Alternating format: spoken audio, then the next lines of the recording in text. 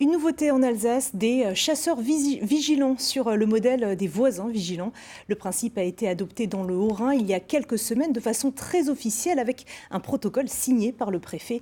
Ils sont donc une cinquantaine de chasseurs identifiés qui peuvent relayer auprès des gendarmes des informations qui pourraient les intéresser.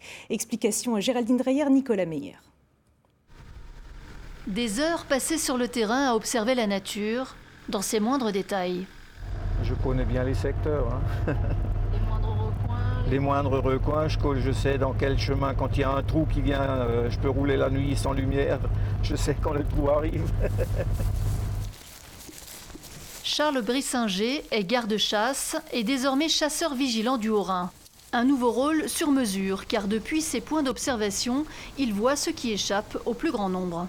Il nous arrive de constater, à la fin d'un week-end, une dizaine de pneus qui ont été déposés dans la nature, des bidons d'huile de vidange.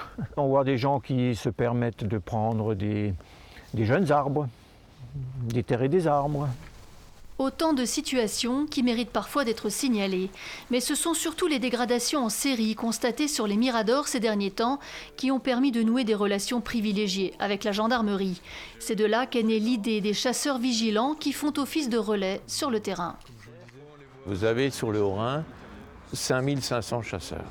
Et ce sont ces gens-là qui font appel aux chasseurs vigilants s'ils constatent une incivilité. Le chasseur vigilant, en fonction d'eux, contacte la gendarmerie. Ils sont ainsi une cinquantaine identifiés sur le département, secteur par secteur. Nous avons M. Wurtz qui est basé sur la frontière suisse. Il ne faut pas imaginer que le chasseur se substitue aux gendarmes. On appelle ça la fonction contact des habitants, des citoyens de bonne volonté, qui sont autant de capteurs aussi du renseignement pour nous. Nous font monter ici à la compagnie tout ce qui peut avoir un intérêt pour le travail du gendarme sans être pour autant une urgence qui justifierait un appel au 17.